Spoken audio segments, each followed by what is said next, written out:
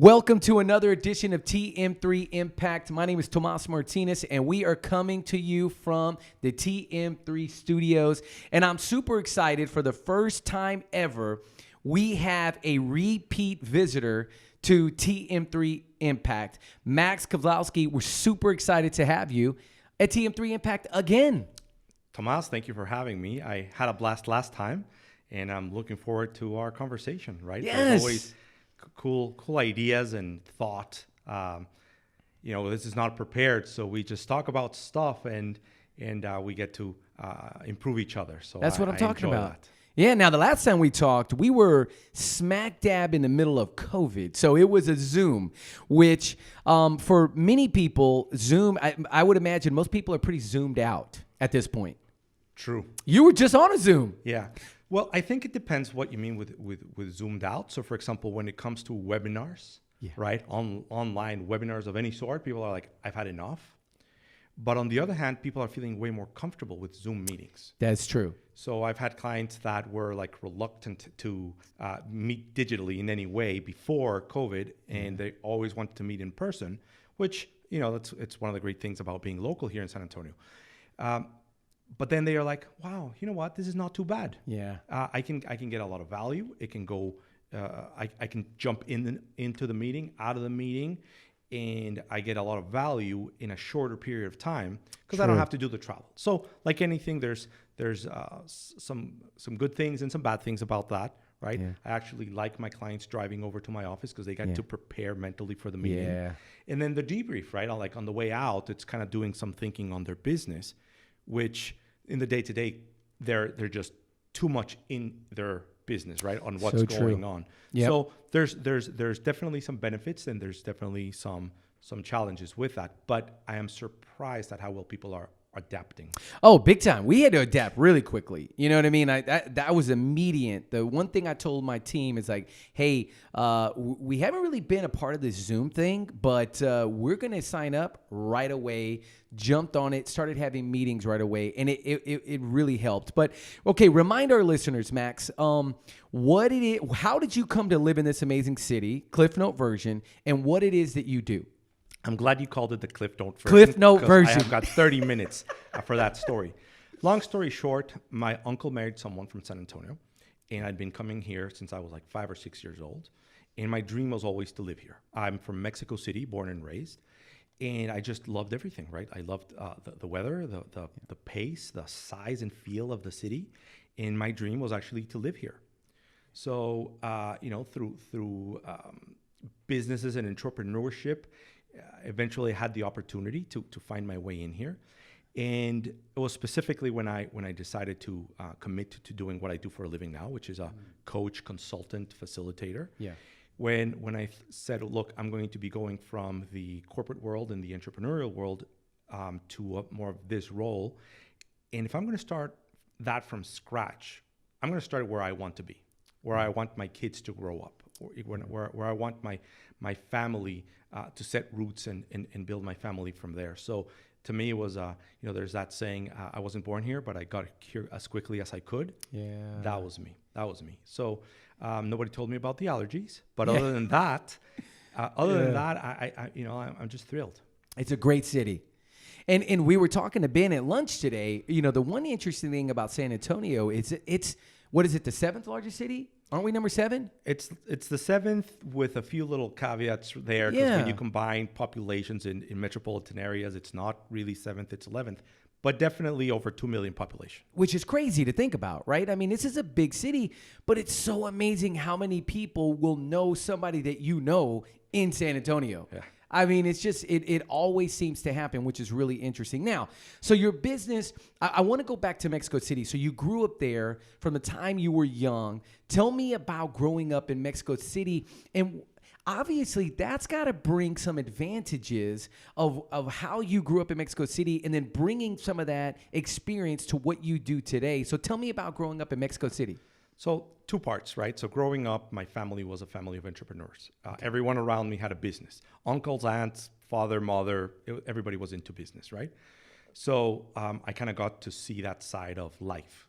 I was probably, not that nobody worked for any other person, but nobody worked for large corporate, which is kind of one of the places where I started. We might get to that.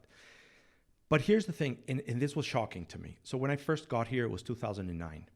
And we'd obviously gone through this big, collapse of the markets and difficult economic times. But I wasn't rattled at all. To me, it was just part of life, right? So because being in Mexico, you saw a crisis after crisis after crisis. So, the peso getting devaluated, meaning like all of a sudden one day, your pesos are worth half, right? Or more, actually less, right? Yeah. So, and how do you deal with that? How do you deal with that in business? Because, for example, during my corporate days, you still have to report to the US in dollars. And how do you all of a sudden, find 30% more volume or value? Yeah. Or just the different challenges that I saw over the years with presidents coming and going, the devaluation, and different social, cultural, and economic challenges. So when I got here, I was a little bit unfazed, and I actually got to hear some of the stories that people were saying, and I just couldn't, it was a little bit of a shock. I'll tell you one of my favorite stories. Yes. So was working, helping out this company, and they were having some issues with one of their sales guys. Yeah. And this sales guy was supposed to be one of the top sales guys. And we actually went out golfing, right? So we want to try to keep it away from business, get to know each other, and kind of dive in a little bit deeper into the psychology of this guy. So eventually we get down to business, and he tells me, I'm asking how things going, how's he feeling, et cetera, et cetera, et cetera. And eventually we get to it, and he's like, I'm very frustrated. In other words, because I used to have a business. I used to own a business that was actually much larger than this one that I am working for. So I thought that was kind of interesting. Okay, well, tell me more. It's like, yeah, so I built this business, and I had X amount of vans and X amount of people and X amount of work and all that. So I'm like, well, then what happened, right? And this is what he tells me. 2008, 2009 happened, and the phone stopped ringing. The phone stopped ringing. Did he have a service business? Was it a service type? Okay. Yeah. And I'm like, well, what do you mean the phone stopped ringing? It's like, it just stopped ringing. Well, tell me about your marketing. Right? And you're laughing because that's exactly what's like, well, we didn't have to do anything. Yeah. It's like, well, how do you get business? Well, they opened up the yellow pages. They found me. They called me, and I got work. But after that, the phone stopped ringing. Yeah. And I was shocked. Yeah. And I realized how easy it is to be a good business owner during the good times. Oh yeah.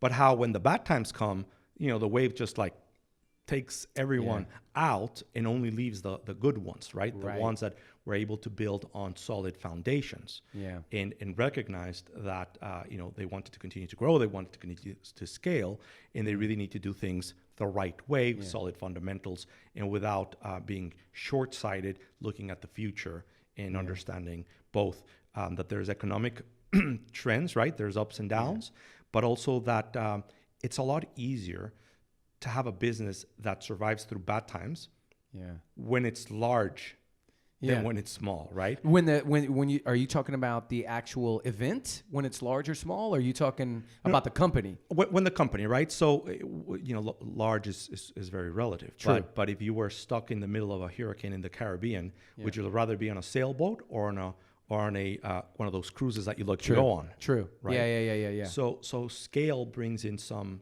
safety. You're right. To that. Right.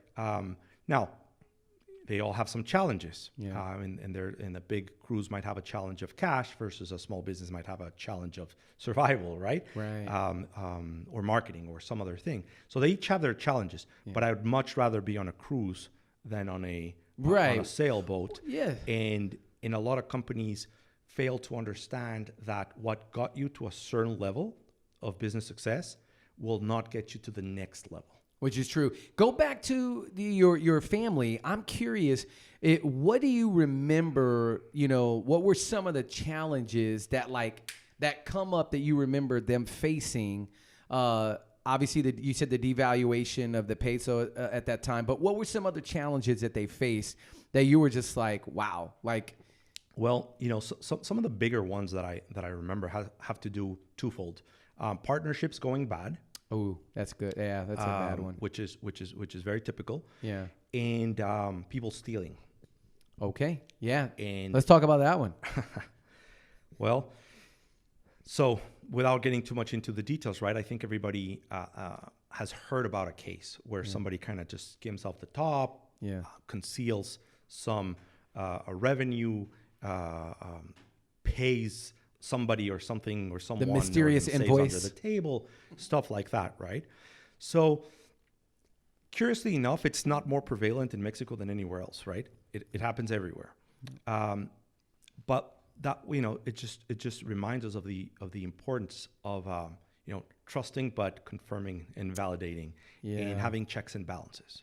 So one of the things that I go into kind of like guns blazing with my clients, even if it's husband and wife team, I'm like, look, we've got to have balances, checks and balances, and we've got to have audits. And I don't care if you're family, it's just the right way to practice business. Right. Plus, at some point, you're not gonna be running the show. Somebody else is, and you want to make sure that everything is in order and like it's supposed to be. So, trying to do that right off the bat, make sure that there's no hard feelings with anyone at any time.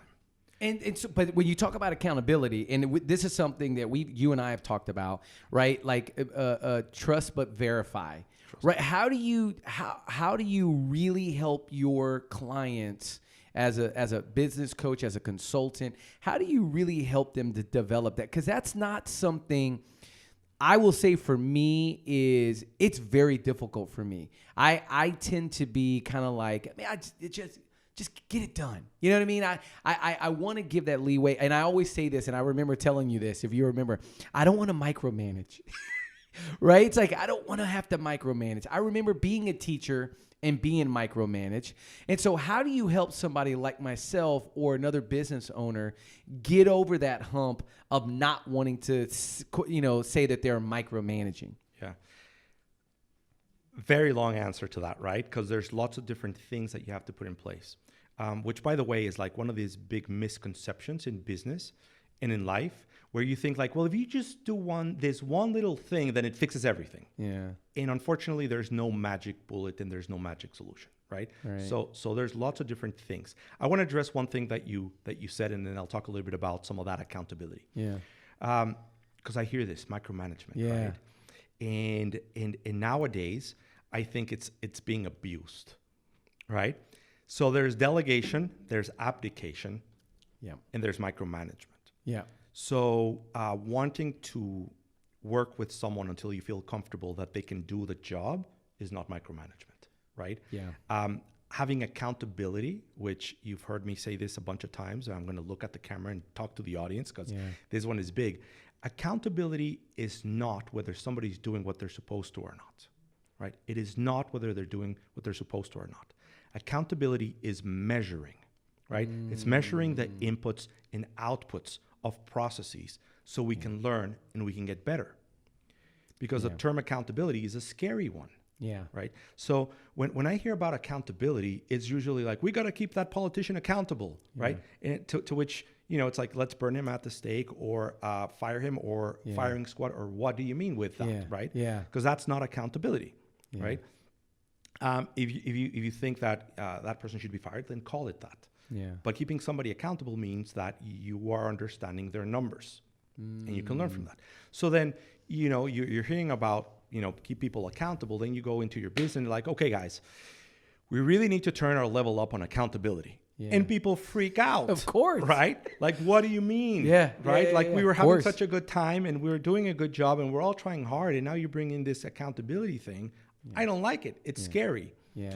So we've got to make sure that we translate accountability, actually give it the right definition, which is accounting for, measuring. So the message is this: measuring allows us to get better.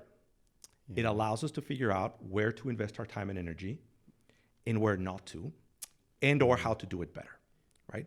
I love that. That to me is the first thing. We got to get the right mindset, which I love that you talk a lot about that, because it all starts with the right mindset. Yeah. We got to start with the right mindset of what accountability is and know that it's a tool for good.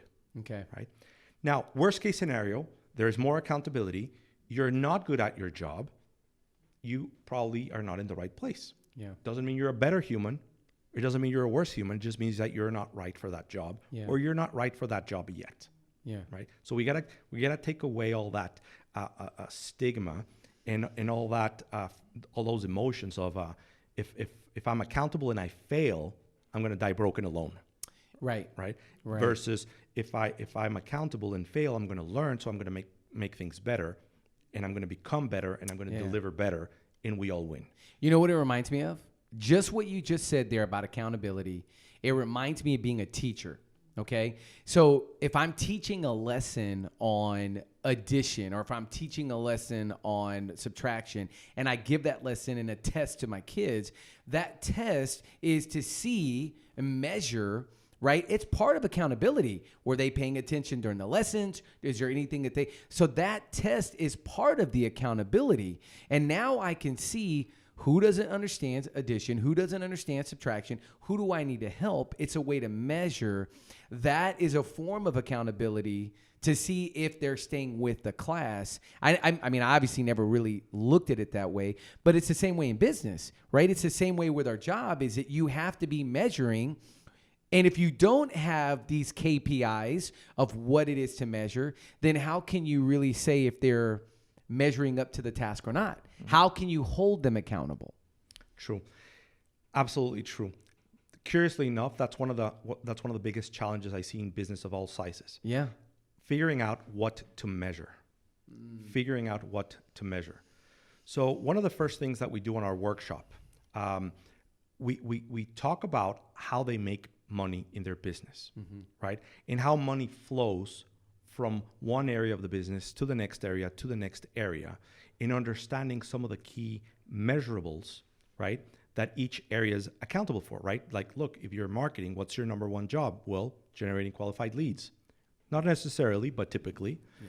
And therefore, now you're like, okay, so who's head of marketing? Yeah. Okay, so they have to do a million things, but their outcome is number of qualified leads. Yeah. So you go from this mysterious position that has to do a million different tasks and activities to the outcome. And now it allows you to focus and hone in.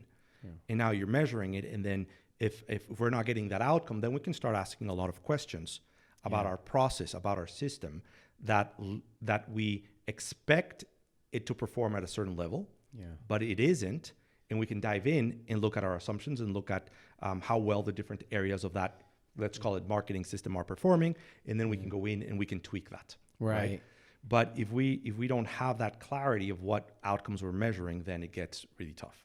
Right? And are you finding right now? So let's kind of zoom in with COVID, right? With the situation as we're starting to move through this weird pandemic crisis. What did you notice for a lot of businesses that you're working with in terms of that accountability with what happened with them in the beginning of COVID, and then as things started to progress, as we started to get into later in the year, in like the fourth quarter? Yeah. Well, so I'll tell you one thing that I'm very proud of all my clients is that they adapted very quickly. Okay. And they went into this situation very confidently. And a lot of it has to do with them understanding their numbers and understanding what we expected.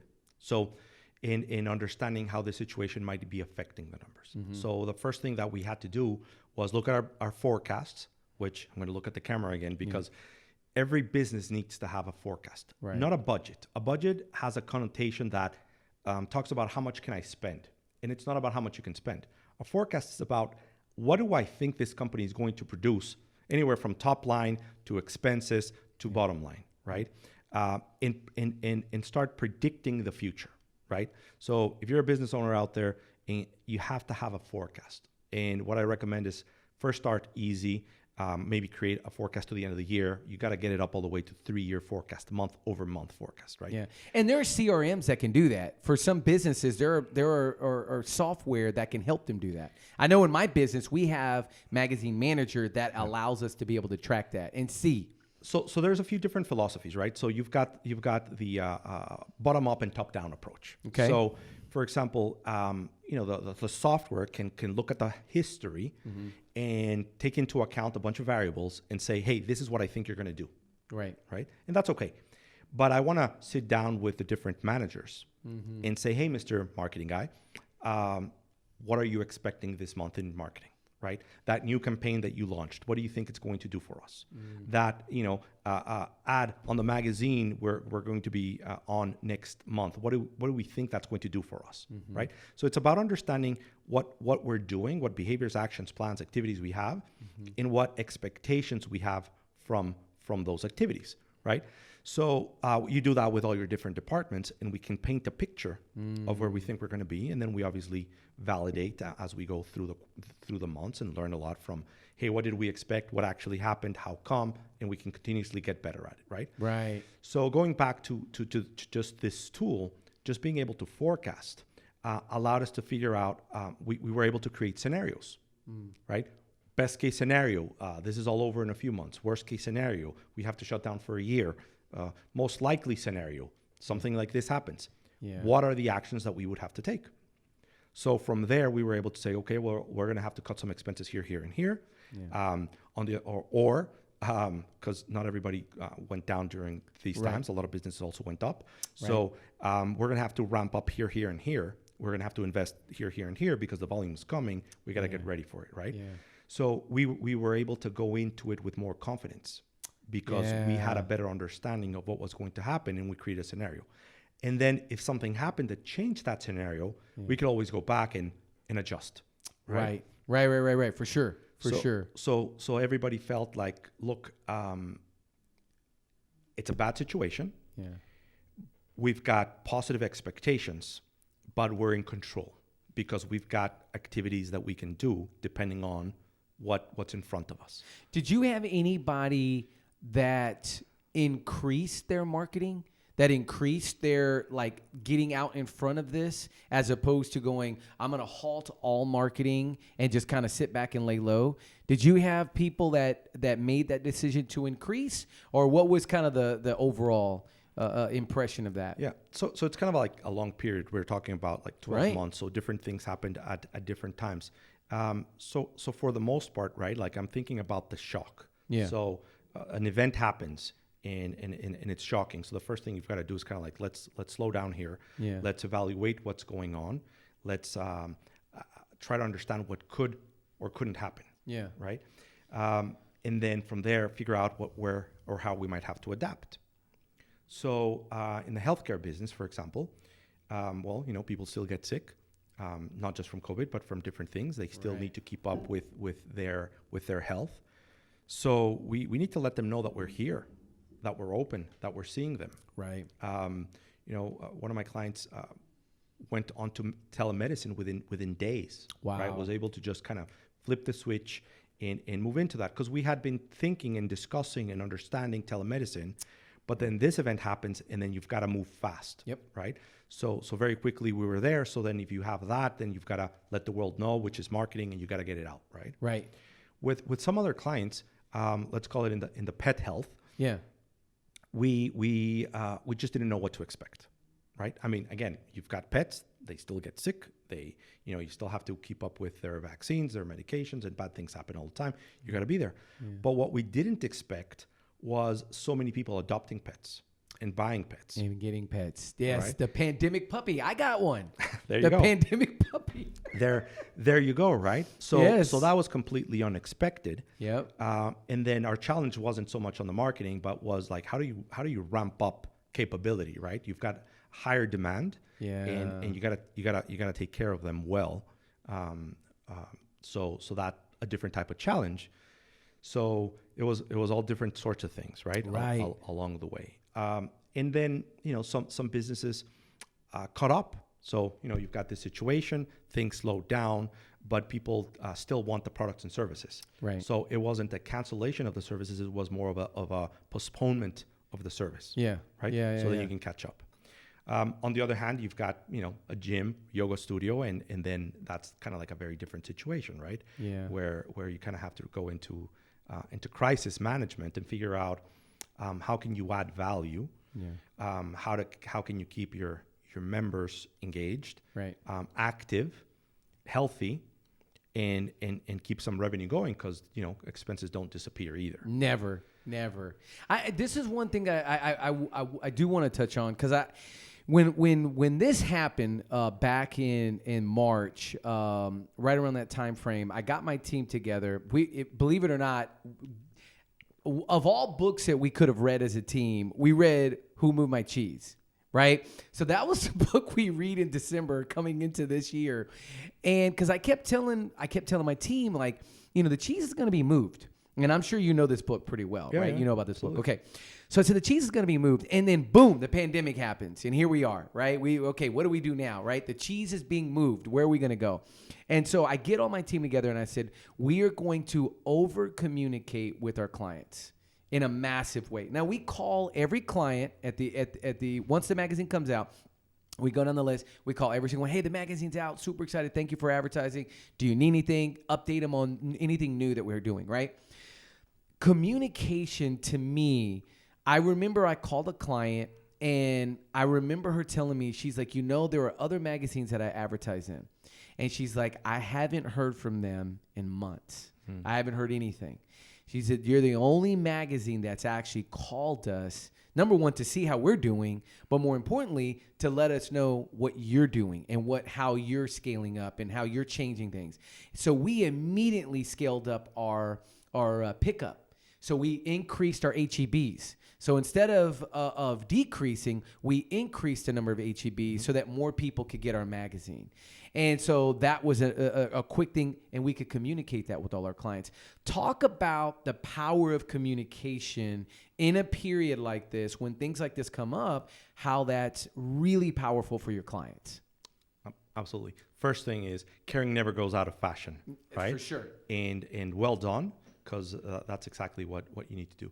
So I'll start with kind of a little bit about what happened in my world, right? So again, this situation is going on. I was able to see it coming just a little bit sooner than a few, because my brother lives in Italy. Oh, interesting. And that's right. He's in Milan. Yep. Yeah. Yes. And he'd been locked down. So I'm thinking, this is serious if you're closing down a country like that, right? So, but just for time's sake, in terms of like the time period, when were they closing down Italy? Was it in February? January, February. It was in January, February. Well, yeah, I don't remember the exact. But it was before March. Yeah, absolutely. Okay. Absolutely. Yeah.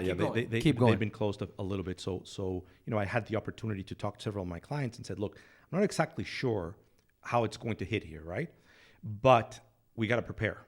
Yeah. So we kind of doubled down on some crisis management situations, cash flow, specifically a lot of cash flow management and finances, right? That's kind of where we went into. But during that period of time where it first happened, I think I haven't worked so hard in my life, right? Because we're all kind of a little dazed and confused. We're all scared. For sure. And we're all trying to make sense out of this. And there's no better way than to make sense with other people. Mm-hmm. So, typically, as you know, I meet with my clients once, twice a month, but I was meeting with them several times a week because we had to be in close contact, bouncing off ideas, looking at numbers, talking to people. Some team members where we're having a really hard time with the situation, and we needed to figure out how to best communicate with them, make them feel safe, know that we had their back. Some others, we had investments coming up and figuring out what we were going to do with those. Some others, we had plans and how are they going to change. So there's a bunch of different situations, and that's definitely not the time to kind of sit back and let people do their own thing. This is definitely a time to be present with them, talk to them, let them know that you are there. Yeah. And, so with some I spoke daily and with some maybe 2 or 3 times a week, but definitely making sure that they had all the support that they could ever need and want is really important. And the same with their clients. Yeah. Right. Good. So so they were also very busy trying to talk to the team. Right. So during that time, we believe a lot in daily huddles and in being in constant communication with your team, kind of setting up, preparing for the day. Well, this time around, the daily huddles were a little bit different. Right. Some of the huddles were like, look, whatever happens, you're not going to run out of food. You're not going to run out of shelter, and stay home and be safe, right? So kind of really lowering down that crisis mode in that response, that fear response, right? Saying, look, we're going to get through this together. Yeah. And that was really important, right? I think that's one of the reasons why, most of our teams are still intact or people are still really engaged, because awesome. We were there for them during these difficult times. And I think that actually has led to even more loyalty and more engagement, because they know that no matter what happens, we've got their back, right? Which is huge. We didn't start firing people left and right, and we made sure that everybody had what they needed. So that's really important. Yeah. So, and what happens in a crisis situation, and this is interesting because it's both personal and business. The tougher things get organically, as humans, the more we want to contract and hide away. It's true, right? So the more problems I have, the more I just want to go into a quiet corner and kind of just retreat from the world. Yeah. But that's exactly when we need the most help. That's exactly when we need the most support. So it was important to recognize that some people might be trying to be kind of like, well, just kind of leave me alone, see what's going on here. But also saying, look, if ever there's a time that you need some extra help or support, it's right now. Yeah. And so do your family members, your team members, et cetera, et cetera. I love it. To me, that communication piece, that idea, was critical for us, just for our clients to know that we weren't just gonna fly away, because there was this kind of idea of like, well, what do we do? What do we do with marketing? We actually had an increase during the pandemic, as a company, which was a blessing, a massive blessing. But I do think it was the over communicating and then letting our clients know, hey, here's how we're going to adapt to this to really help add more value, increase social media, increase our pickup. I do think communication is huge. I got some other ideas here, just to get a little more personal. Go ahead. One more thought, just one more thought on that. So I think we even kind of talked about it. We were on the phone at some point during this thing, and we said, look, just because we can't do business as usual doesn't mean we can't add value to our organizations. Exactly. Right? So adding value is not just about serving your client, but how are you building your business? How are you building your organization? Mm-hmm. So thinking about, well, if you have some quiet time, are you reading? Are you learning? Are you, updating and upgrading your skills? Are you creating some great content for your audiences, for your marketing efforts? So there's a lot of different ways of working on technology, like this, backing up your systems, whatever that might be. But just because it wasn't business as usual didn't mean you couldn't continue to add value to your business. It was just going to be a delayed value. Yeah. Right? For sure. So just an important concept that no matter what, you got to keep going. You got to keep adding value. Yeah. Now, I'm always curious too, like, going back to when you started your kind of coaching consulting, what was something that you wish you knew back then? You know it now, but what is something you wish you knew when you started it? Obviously, experience gives us that. Yeah. But what is something you wish you knew? So this is a big hot subject of mine right now. Okay. Right. I actually did a 1-hour workshop last week, and we've heard a lot about organizational culture. Yep. But most people have what I call a basic ass culture. Okay. And it doesn't do what it's supposed to do for them. Okay. Right. And what I learned is that, the books aren't always right. Mm. And we could actually implement a lot of ideas in a way that really really limits what the idea is supposed to bring for us. Okay. Right? Give me an example. So organizational culture is huge. Yeah. But a lot of companies sit down and have conversations and write down a few culture points. Yeah. And then they put them on the wall and we're like, okay, here's our points of culture. We're done. We're good now. Yeah. Right? I'm embarrassed. So everyone that I worked with 5 years and further along, I'm sorry. Give me a call and I'll make it up to you. Because I did that, right? And I had a couple different exercises to try to identify what these values are. There's even a very well-known, popular book, masterpiece that has an exercise on how to do it. Yeah. And now I realize that's all wrong. Okay. Right? And what I've realized is that real values and guiding principles, which I actually don't talk about points of culture, or I talk about guiding principles, you've got to discover them. You've got to discover them within your team and your organization. Okay. And you go from sitting down, and so here I'll reveal a little bit of the basic ask to your audience here. Right. Basic stuff like your values are honesty, integrity, teamwork. You're like, look, if you don't have integrity, you just shouldn't be here. You shouldn't be a business. Right? You shouldn't be a team member. If That's you're right. not honest. Yeah. No. The cash register ethics, you shouldn't be in business. Exactly, right? So those are all just basic values. So Yep. if you have those as your value or as your points of culture, your value statement, et cetera, you're already going down the wrong path. Right. The second part is the aspirational ones. Aspirational ones. And this is where we talk about like excellence and going the extra mile and teamwork or commitment or something big like that. Yeah. And then you're like, hey, so do you really go the extra mile with everything that you do? Yeah. You're like, nah. Yeah. Then how are you going to keep anybody else accountable to that? Yeah. Right? Are you going to fire someone because they're not going the extra mile consistently? Nah. So then it's not a real value, right? It's not the stuff that really pisses you off or brings you to tears of joy when people are living them. So, basics don't work. Aspirationals don't work. Yeah. What matters is what's really in your heart. Yeah, what you actually do. And these are the things that, like when somebody's behaving this way, it really hurts, right? It really bugs me. Those are the behaviors that need to be part of your culture. Right? When somebody does something and you're brought to tears of joy and emotion and gratefulness, that's a real value, right? That really matters to you.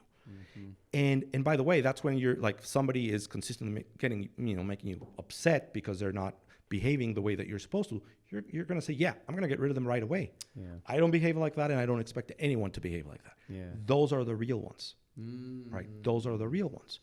So, Jim Collins talked about how organizations that grow and thrive, and in his book, Built to Last, he talked about the best ones versus the next best ones and so forth. Strong organizational cultures were the ones that succeeded. It wasn't a specific type of culture. It was the strong ones. So it's really important that you understand that it has to be really organic. Discovered, not selected out of thin air. Exactly, right? Or it would be nice, or it'd be cool, or anything like that. The second part of culture, which I won't get into detail right now, is that culture is way more than a few points, right?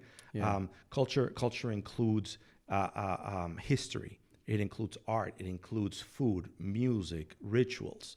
It includes places. It includes traditions? People. Could it even be like your traditions? Traditions, villains, heroes, right?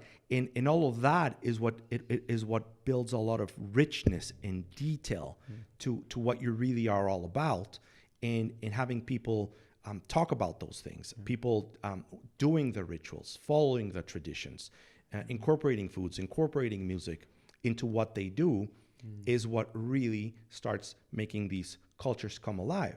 Yeah. And I think that when we think about it as, hey, I'm just going to work on my points of culture, you're really, you're really not doing yourself a favor. Yeah. Great concept, great idea, culture, but guess what? You're not implementing it correctly, so it's not carrying the load that it should.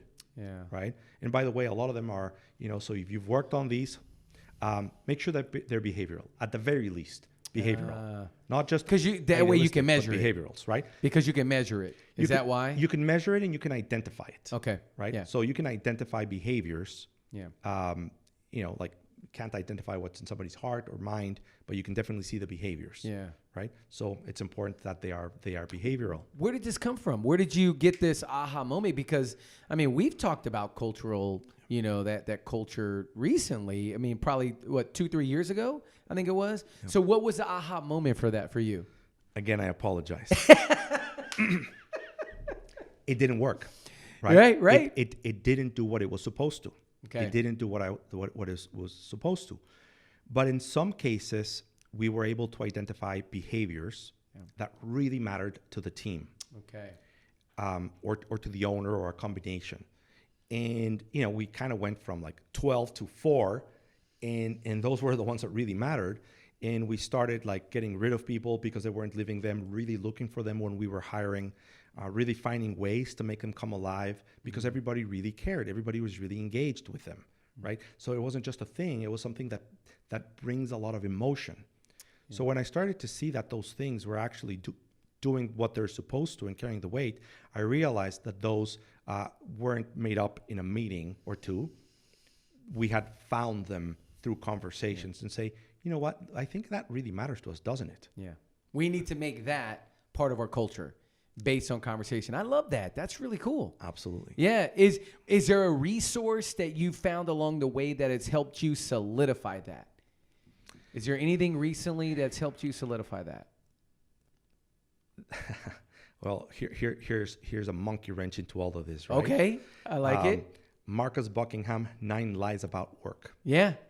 And I think what was it, probably 2 years ago or something that I read it, and one of the lies is culture, right? Oh, interesting. Where he actually says culture is a misconception. Everybody's been talking about it, but it doesn't work, and it actually sucks. And it's a great tool for marketing for employees, but it doesn't do what it's supposed to. And it actually goes in and it talks about the company that you could only assume to be Amazon, and how there's a couple of guiding principles that are used in different ways for both good and bad. And you're like, yeah, the tool, the value, or the guiding principle in the hands of the wrong person is not going to be implemented well, which is actually going to be to the detriment of the organization, right? So it's almost like you've got to do it, fail at it, recognize the parts that don't work, recognize the parts that do work before you're like, okay, now I get it. That makes sense. And that happens a lot in business, where sometimes you just have to go through it and experience it yourself. Yeah. So if somebody just heard the last part that I said, which is culture doesn't work, okay, I'm going to forget about it. Yeah. Then that's not good either. Yeah. Because there are elements and there are pieces that are crucial. It's just how they get implemented most of the time doesn't do the job. And it's interesting that you bring that up, because we talk about hiring and firing based on these principles of your culture, right? The principles of your values. And if they're aspirational, that can be really difficult to hire and fire based on an aspirational culture, value that you have. That's really interesting. I'm glad you brought that up. I'm glad that came up, because I think that's really, really interesting. Well, being consistent at best. Yeah. So right now, other than culture, what are you super curious about? And it may not be, maybe it's not even, business mindset. Like, what are you curious about right now? So glad you asked. Exponential Organizations. Oh, Exponential Organizations. So, Salim Ismail wrote a book called Exponential Organizations. Okay. What's the name of the author? Salim Ismail. Okay. And this guy used to work for Yahoo, and in his life's work, you could call it that, has been figuring out what makes these unicorns, right? Mm-hmm. What makes these billion-dollar companies that scale and grow exponentially. Mm-hmm. And is there a roadmap? Is there a formula? Is there something, right? So he devoted a lot of time, a lot of effort, a lot of energy into discovering what those were. Okay. And ultimately comes down to 11 attributes. Right? There's 11 attributes. Now, what's cool about it is that not all companies use all 11 attributes, but they all use the first one, which is a massive transformative purpose, which we've been talking about purpose and why for a long time. Right. It's just defined as a transformation you're making to the world because you're here. So it is defined a little bit differently. And then there's 10 more attributes, and these exponential companies were really good at 3 or 4 of those. Okay. Right? 3 or 4 of those. So I found that super exciting. But what goes along with that is Singularity University. And basically, the idea is that technology is advancing at a very, very fast pace. Right. Right. So trying to keep it short, but the idea is that technology is just moving faster and faster, accelerating. Right. Right. And if you look at our previous industrial revolutions, they were based out of maybe one or two technical innovation. Yeah. But right now we have 12 different innovations that are going to be completely transformative, right? Completely disruptive. And they're all happening at the same time. So the thought is that it's just going to completely revolutionize business as we know it, life as we know it. In some ways, it's super scary to think that in a few years, your phone's going to be smarter than you, right? Artificial intelligence and whatnot. Yeah. But then on the other hand, it's going to be the biggest economic boom the world's ever seen, right? So, connecting it with a few other concepts and ideas, but there's 1 billion people rising out of poverty all over the world, thanks to a lot of technological advancements. And they're going to be more contributing members of an active community, society, and economically active. Yeah. And their demands are going to continue to push things forward on one hand. And on the other hand is that the whole world's GDP is accelerating as well. So the size of our economy, just don't quote me on this, right? But it took like 5,000 years for the economy to double. And then it took 1,000 years, and then it took 500 years. And then we're looking at an economy that's doubling every 50 years. Yeah. And then the next thing, it's going to double in 10 years, 5 years. And then it's going to get into where the economy is doubling within a few months, which is even difficult to fathom. Right. But when you think about the disruptions that are going to be occurring, it will, a lot of it will happen. So what's really intriguing is that if we don't keep up, right? If all the companies out there and the business owners out there are not understanding these attributes, are not understanding these technologies, then you're going to be behind everyone else that does. And the gap that's going to be created is going to be difficult to kind of catch up on, right? Right. So somebody said that any company that predated internet is not going to live past it, right? That's interesting, yeah. I'm not sure of that. Yeah. Because there's a lot of companies that have been able to adapt, but there's a lot of technologies that if you're not in the cutting edge of it and you're not applying it, then you're going to be at a disadvantage. Right. So think about artificial intelligence for business, machine learning for business. If you're better able to predict consumer behavior or patterns, it's going to give you a huge advantage over your competitors. Right. Right. And once you have that advantage, you're going to keep extending it. So what's important is that our business owners out there recognize that they need to understand some of these technologies and figure out what components of the attributes they need in their business so they can start working on them. Nothing to kind of be alarmed over, but 10 years from now, if you didn't do some of this, you're going to have to change significantly, and it might have not been in the way that you wanted. Yeah. Right? So there's a lot of that is very interesting to me and very exciting. Yeah. Scary on one side, but energizing in the other. Because if you think about the economic boom that's in the future, right? So we might go through ups and downs. We don't know. It's uncertain. Yeah. But as a whole, it seems very bright. Right. So Exponential Organizations. Yeah. And what was the other book? Something singular. It's on artificial intelligence. Well, that's a little bit of it, and Singularity. Okay. Right. So interesting. It's a lot of cool stuff if you like to really think about the future. Yeah. But with a caveat that the future is happening now. Right. Right. It's right in front of us. I mean, it is here. When you think about what Zoom has done, I mean, in an instant, Zoom went from, there were some people using Zoom here and there prior to the pandemic. And I knew of people talking about using Zoom.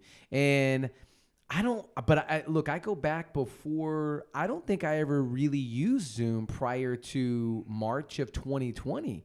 Like on a wider scale.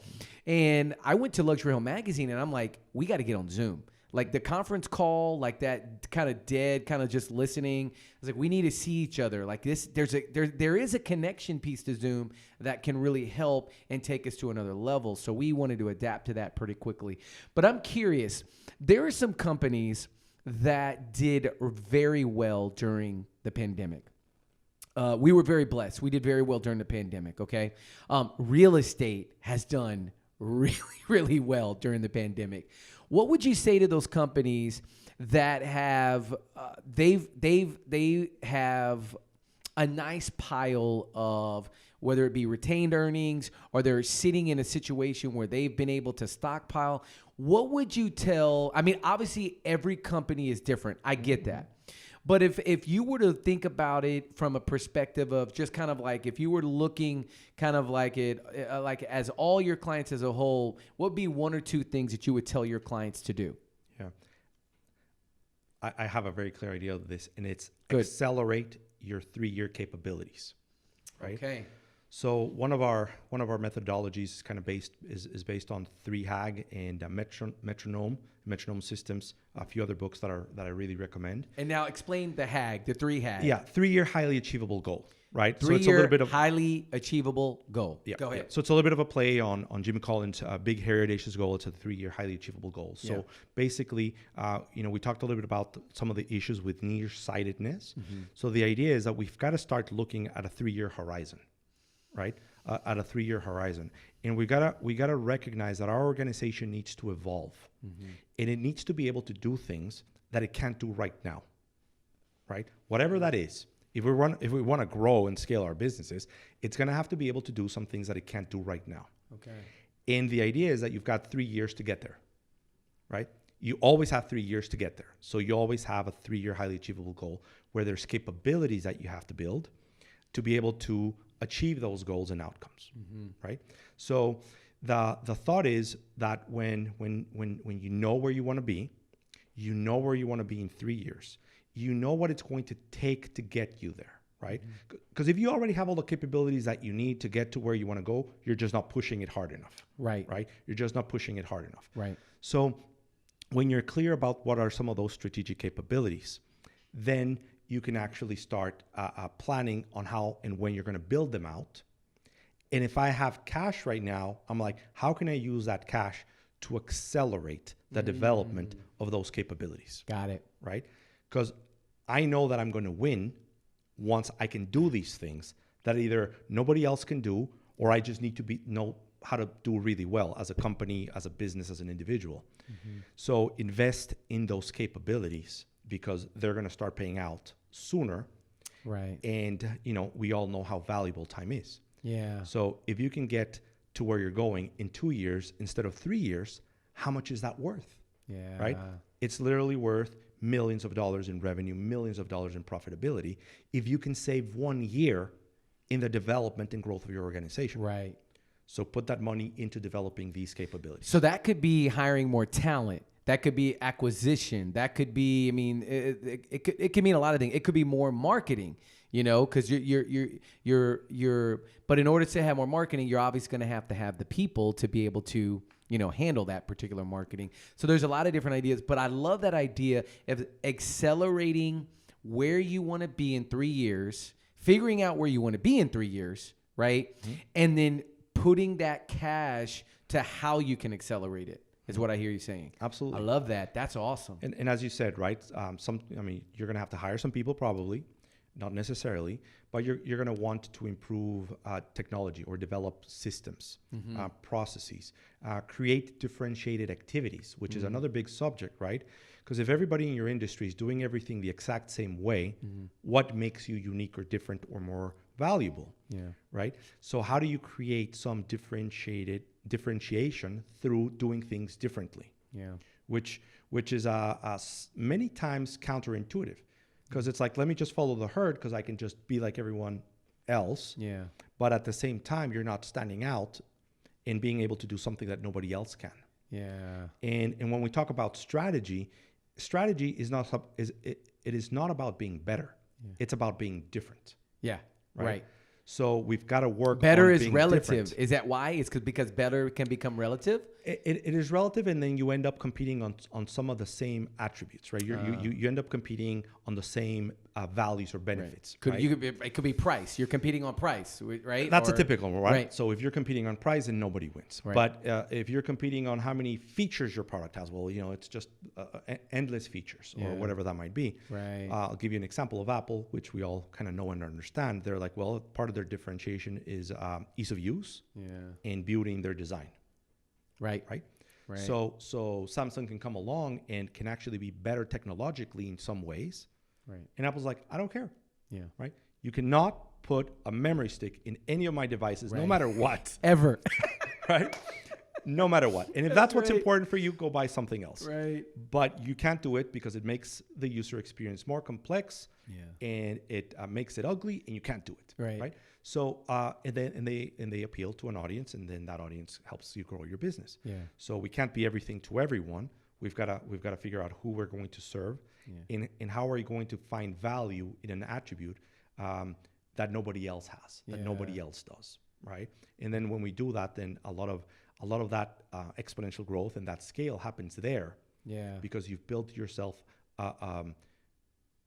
a position that nobody else can copy. Right. Because you don't only do that by, hey, it's just a feature. It's a series of activities that allows you to deliver some of those benefits that if somebody tried to copy you, they would just probably fail. Right. I love that.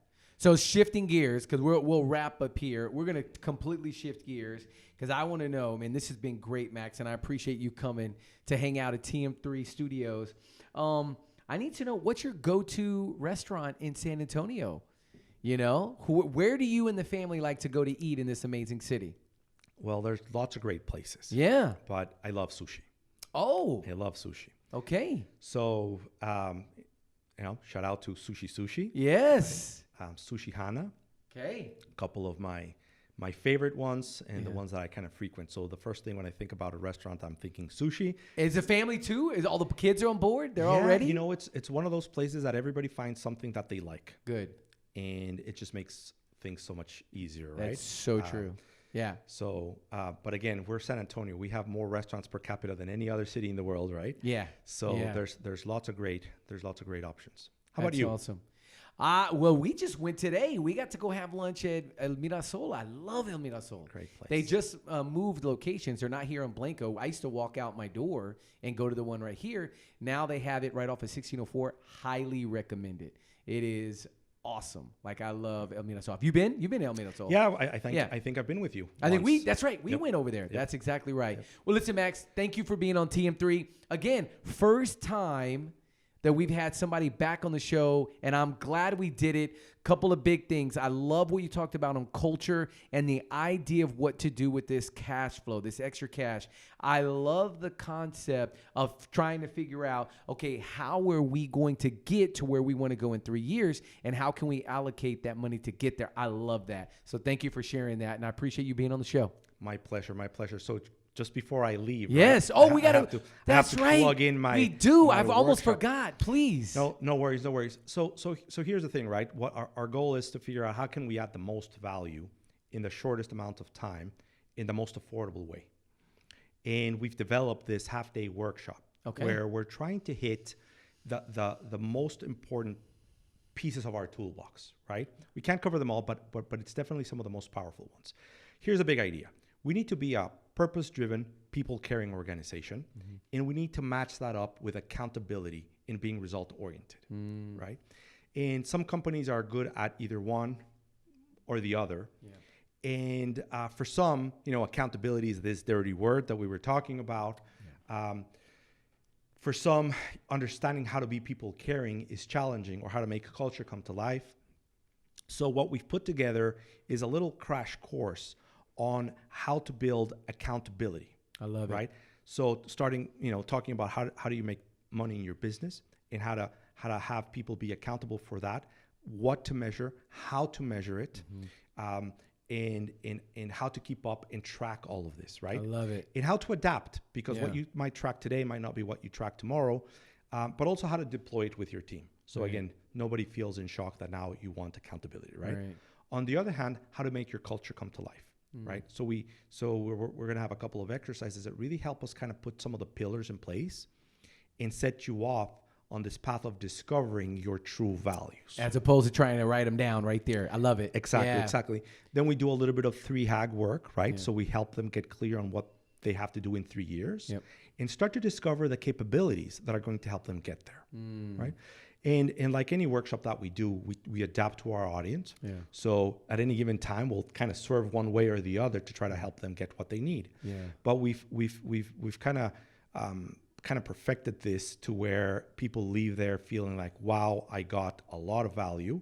Yeah. I know what direction I need to move on. I love it. And I'm aligned with my team. So, not an end all be all. Yeah, but it's a good start. But it's a really, really solid start. Yeah. And it's not a pitch fest. No, I love it. Right? Yeah, when is it? May the 4th. Love it. May the 4th be with you. It's a Tuesday. Yeah. And we're hosting it here. We're still trying to identify the location, but it's going to be somewhere north central San Antonio. Okay. We're going to take all COVID precautions. Yeah. But what we found is that people want to go out. Yep. And they want to see other people, and they want to participate again. Yeah. Right. They're tired of sitting in their desks and in their chairs, and they want to get great value. Yeah. Because a lot of what they've seen has also been these, 5-minute education and 30-minute pitch. Yep. And that's not what I think that our community needs. They need, all killer, no filler, right? Really solid content that is going to help them. What time? What's your time? So we're looking at an 8:30 start to a 12:30 end. I love it. So it's kind of like, bring yourself, bring your team, get to work on your business, leave clearer, more confident, energized, and start moving to where you feel more confident about how you're going to be growing, and where you want to go and how you're going to get there. No, I love it. So those of you listening to the podcast, you may have seen Max the first time he was on the podcast, and you may have heard me talk about Max. I will tell you, you're going to get a ton of value. Max has come and presented for Luxury Realm Magazine multiple times. We've had you multiple times on actually training sessions and planning sessions for the year. So highly recommend what Max and his team, what they do. So definitely make sure, we need a link. We'll put this on the podcast. So you should see this below on the YouTube, on Facebook. You'll see a link on how you can register to go to that event. Is this a free event? Is there a charge? Do we have that set up yet? Yes, it's a paid event. Okay. Right? Because again, we're expecting to deliver great value, and we want people that are serious about their business. No, sure. Right? So it's not just kind of like go in there and listen to someone. It's get to work and be serious about what you're doing. Yep. So we believe it's a very reasonable price. Yeah. But it's a lot of value, and we want to make sure that we send out the message that this is not a pitch fest. This is not a what can we sell you. Yeah. This is a come here and learn with us and do some work on your business. I love it. Well, make sure you get us the link. We will definitely share that, Max. Thanks again for being on TM3 Impact, and I can't wait to be golfing soon, buddy. Thank you, T. Looking forward to it. Thank you, T. Thank you, Ben. Yes. I appreciate the time. It's been fun, as always, and thank you to everyone listening. Yeah, we'll talk soon, buddy. Take care.